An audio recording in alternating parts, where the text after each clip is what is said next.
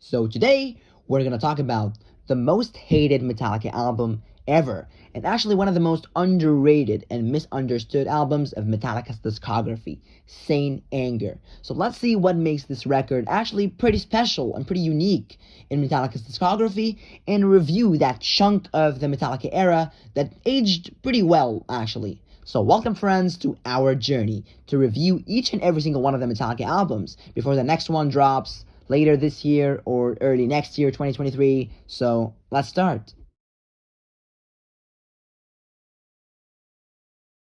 Metallica began their era of trying different things throughout the 90s with the Black Album, Load and Reload. But on Saint Anger, Metallica really went to a whole different place with what experimentation could reach. Nothing sounds like Saint Anger in the entire rock and roll world, except for, well, Saint Anger.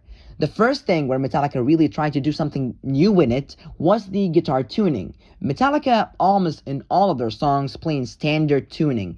Well, except for Load and Reload, half step down. Some songs here and there go lower, like Sabbath Through and The Thing That Should Not Be, but that's a rarity, honestly. Metallica, however, on Saint Anger, had all the songs in such low tunings. Most of the album was in drop C. That's like the default tuning for Saint Anger tracks, like on Purify, Sweet Amber, the title track, and some more songs. And some other songs are in different tunings, like Dirty Window and The Unnamed Feeling. And actually, Saint Anger had the lowest tuning Metallica ever reached on any of their songs. It was on Invisible Kid, drop A flat tuning. So Metallica really tried something different here, considering on most of their songs, it's mostly E standard. And then came the thing that shocked all Metallica fans, and really shocked Kirk himself. No solos on Saint Anger. The idea of the guitar solo as we have known it, maybe being something that was a little outdated and maybe reintroducing some riff-a-rama things. But can I say something that I think is bullshit? This whole fucking solo out, dates the whole thing. That's so bullshit. Which hate that experiment or love it, it's still one of the most unique features about the record that make it a really unique experience to listen to. Metallica changing the normal bridge part with riffs, then solos, then riffs, this structure, but rather we see how they can keep the composition refreshing and entertaining enough without the solo part. And honestly, they did a pretty good job. The songs seem that they shouldn't have a solo in them. They composed them that way for that purpose. So when Kirk tries to do a solo for these songs live, it just sounds pretty odd, like it isn't supposed to be there, you know what I mean?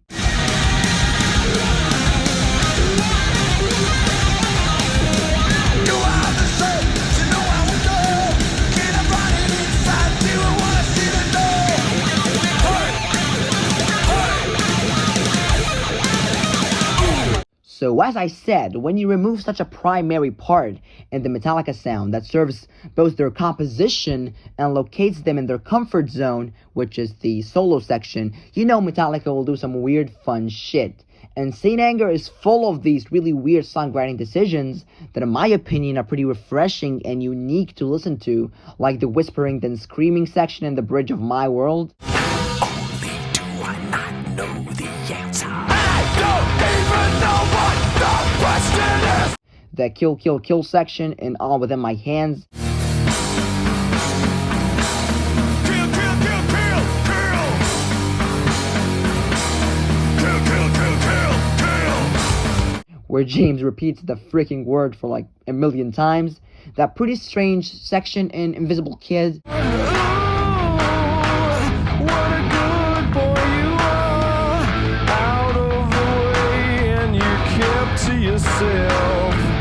The Protector Projector chorus in Dirty Window. Projector, protector, rejector, infector.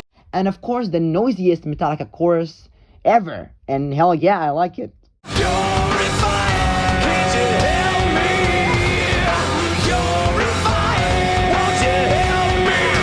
And now, as we said, the composing side of things on Saint Anger is really unique, mainly because the solos were removed. But another thing that makes Saint Anger stand out in terms of song structure is how repetitive the album is. Most parts are repeated like a million times in the song, over and over and over again. The most clear example of that is Some Kind of Monster. The song is just over 8 minutes, but when you listen to the cut version of the song, which is just over 4 minutes by a couple of seconds, you don't feel like you lost a lot of material there. So yeah, this is the song where this thing is most vivid, but take that effect and spread it all over the record. When State of Mercury does his what if videos of what if songs were on Saint Anger, he always makes them longer, like what he did with What If Fuel was on Saint Anger. So that tells you that this feature is really important to quite grasp the Saint Anger sound.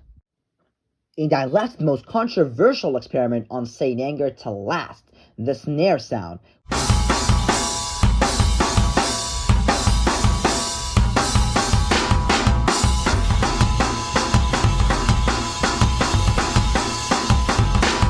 Well, first of all, how did Lars actually achieve that sound in the first place?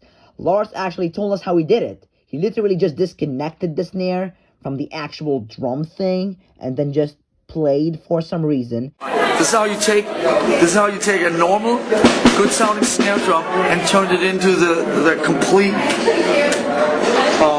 abortion of Saint Anger. Okay, you ready?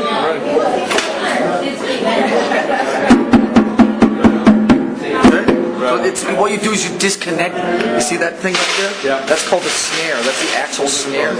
So rock and roll, Saint Anger. That's simple.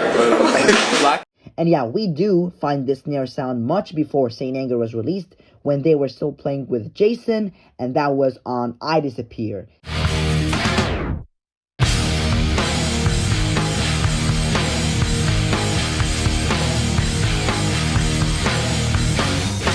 Many people hate that snare sound quite a lot, actually, and think it ruined the record. But for me, I love it. I think it fits the songs, adds some sort of wild, uncomfortable feel to it, which honestly fits what Saint Anger is really about, yeah?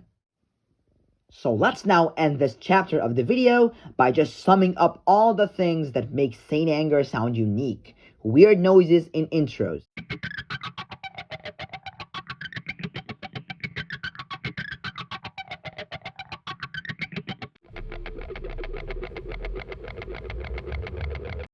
These sort of breakdowns that come all of a sudden out of nowhere.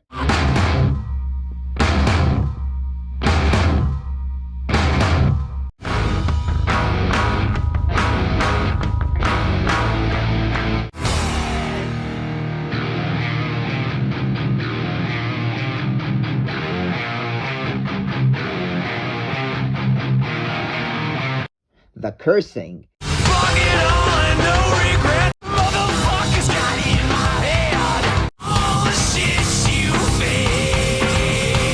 Having a lot of variations to the same riff.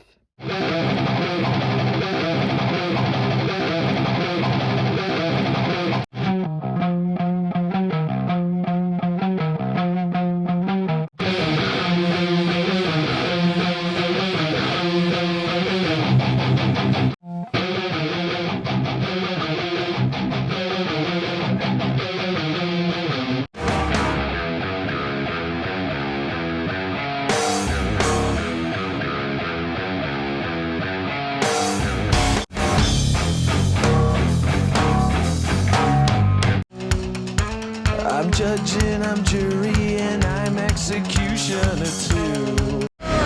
Rejector, infector, projector. The fast near outro riffs.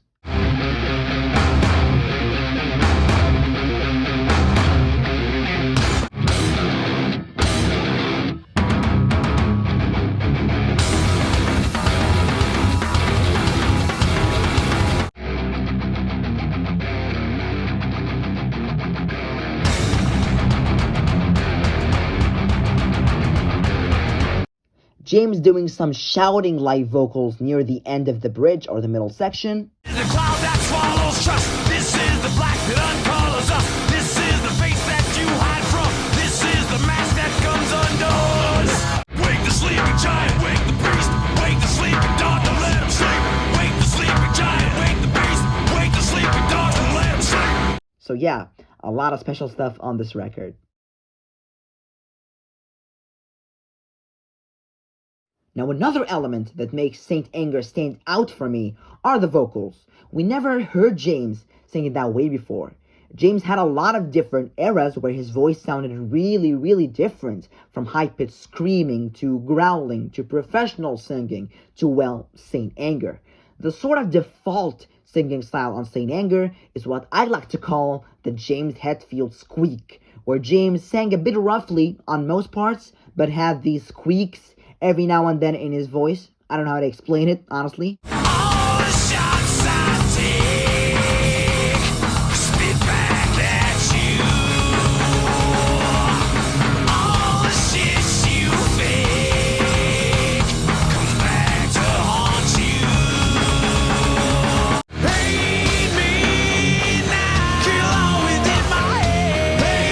Hate me now, crush all within my hands. Ooh, squeeze all within my hands. How sweet are you? How sweet does it get? How sweet are you? How sweet does it get? Ooh, I die a little more. The second singing style on Saint Anger is of course the melodic singing, because James can't be without that. Saint Anger round my neck. Saint Anger round my neck. He never gets respect. I'm okay, just go away into distance. Let me fade. Then the unnamed feeling, it comes alive. Then the unnamed feeling treats me this way. And honestly, it sounds great, yet unique. Not the same way James handled the more soothing notes before on Load and the Black Album. But I feel like on a lot of parts of the vocals, James isn't actually singing there. It sort of feels like he's talking to the mic aggressively with minimum singing. If I could have my wasted days back, but I use them to get back on track. Stop to warm at karma's burning, or look ahead but keep on turning. These are the eyes that can't see me. These are the hands that drop your trust. These are the boots that kick you around. This is the tongue that speaks on the inside. Wake the sleeping giant, wake the priest, wake the sleeping dog, don't let him sleep. And also what I like about the vocals in that record are how they come from the heart, you know? James felt like almost on the point of breaking down on some songs. Now let's talk about another really hated element about Saint Anger, the production. So let's start off and talk about the guitar tone, which I personally really like, because number one, it's really unique. In Metallica's discography, every single album has its own guitar tone, its own guitar feel, and Saint Anger is no exception.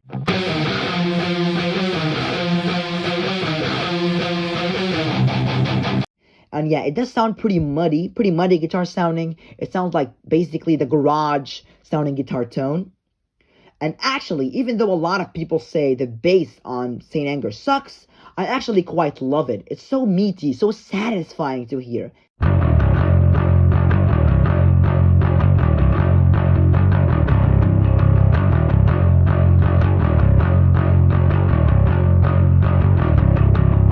And actually, it sounds very close to Cliff's bass tone on Ride the Lightning, which is considered by many, including myself, to be one of the best Metallica bass tones.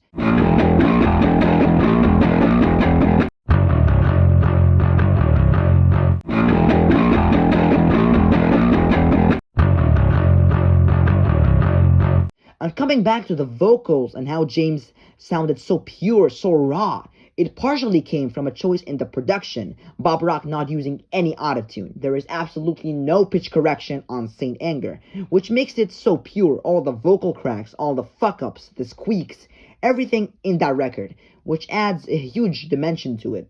And also I find something really weird about the production of Saint Anger. I don't know how to explain it, but it feels like the sound as if it's like underwater or something. And of course, it's not the best sounding record in Metallica's discography, but the feel to it utilizes what Saint Anger is really about really well. The feeling of being uncomfortable, a little irritated. It's not supposed to be a very smooth, clean, perfected experience like what Metallica tried to do on S&M. Everything shows us that we need to feel angry, uncomfortable. The vocals with no autotune, the snare, even the album cover with the hand that is tied everywhere and uncomfortable. So the production, by that logic, should utilize that theme of Saint Anger too.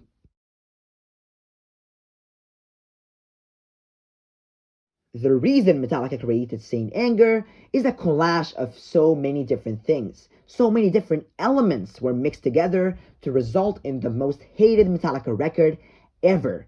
The first reason, of course, that Metallica wanted to create such an angry record is to reflect on what they were feeling at the time. Conflicts between bandmates that have been there since day one and were always kind of hidden because of the constant touring, the persistent writing, and after nearly 2 decades, all the tension accumulated over the years and exploded between the two bosses of Metallica, Lars and James. Just pick a fucking fight and... I don't want to pick a fight.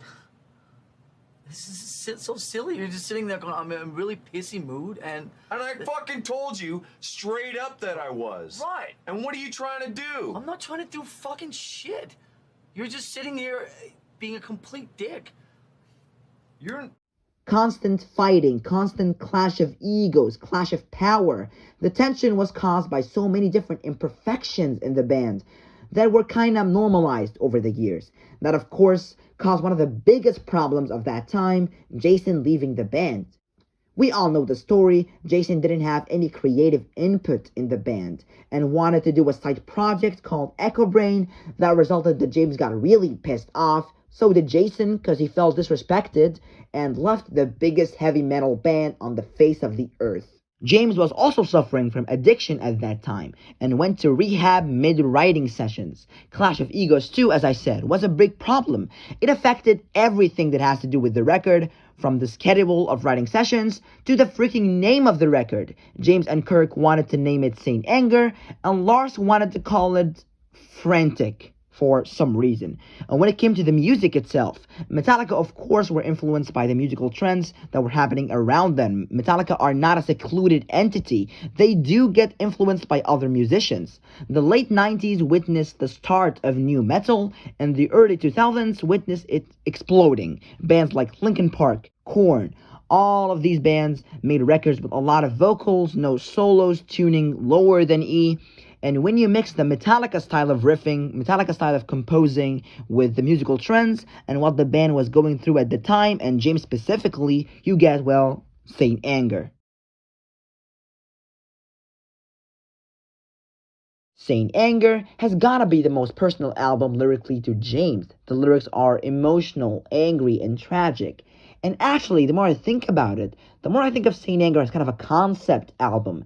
And the concept is about James, his struggles, pain, and horrible experiences over the years and throughout his life.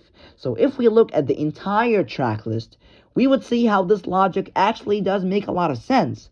All Within My Hands is about the entire conflict that occurred with Jason Newsted, how James suffocates the things he loves so much in fear of abandonment, and that, of course, extends on to Metallica. He was afraid that Jason will abandon Metallica. So yeah, the song talks about how James wants control over the things he loves, and he ends up squeezing it too hard, as we said, because he's afraid of betrayal. And then we get to Purify. The song talks about how James is haunted by his past experiences and mistakes, and him wanting to do a change to his life by getting rid of these negative feelings and negative emotions, and simply removing it and sort of purifying his life. The Unnamed Feeling talks about the feeling you get just before you lose it. You break down, you get severe anxiety. And that feeling is really an unnamed feeling. It's hard to come up with the right combination of words to describe what it actually feels like. It feels like you're scared, yet calm. You feel disconnected from the world around you. You get this chill in your whole body. So yeah. Sweet Amber is about doing a favor to someone, so in return, they don't betray you and stab you in the back. And that really reflected on what Metallica was feeling at the time. The record label force them to advertise to their sponsors, otherwise they'll cut them off. Shoot Me Again talks about staying strong after people hurt you and not to show any signs of weakness towards them and try to endure the pain and move on with your life. My World is about not letting the people you distrust and despise put thoughts into your head and not let them control your actions. Invisible Kid is about a kid who is very, very depressed and goes to hide in his room, disconnected from the world around him, while the grown-ups don't care about his feelings because, he's just a kid. Dirty Window is about people judging you for your actions and mistakes instead of focusing on themselves and their own lives. Some Kind of Monster is about your past pain, mistakes, and negative moments shaping you and sort of making a Frankenstein monster out of you from all these different traumas you faced throughout your life.